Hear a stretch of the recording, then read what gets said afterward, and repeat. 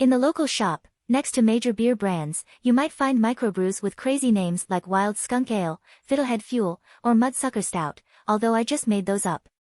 While the big brands run TV ads starring sexy skiers or tough guys with trucks, their small competitors have to scrabble for attention from the store shelf.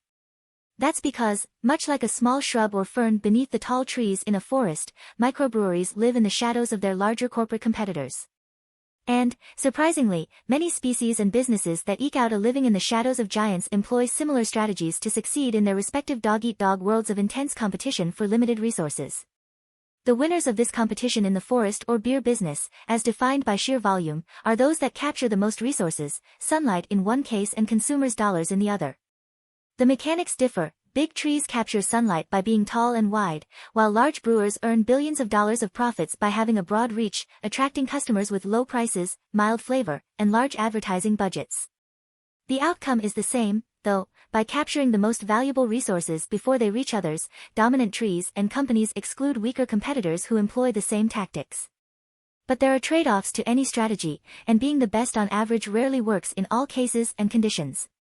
That's how understory ferns and microbreweries can succeed, by specializing in conditions the big guys are not so good at, the so-called empty niches. In deep shade, a fern can make a healthy, if modest, living by avoiding direct competition and investing prudently in just enough photosynthetic machinery to make a profit from the faint sunlight reaching the forest floor, leftover light not worth the extra effort for the big trees to capture up above. Ferns can even thrive on a photosynthetic income that's inadequate for the small offspring of many tall trees, and thus the humble fern coexists with the tall timber above by competing on its own terms. Similarly, microbrews, which invest in being odd, trendy, and strongly flavored, can persevere by attracting aficionados not swayed by the marketing and lower prices of larger breweries. Sure, fewer people fall into this category, just as fewer beams of sunlight fall through the canopy onto the forest floor, but where there are resources, there's potential to survive.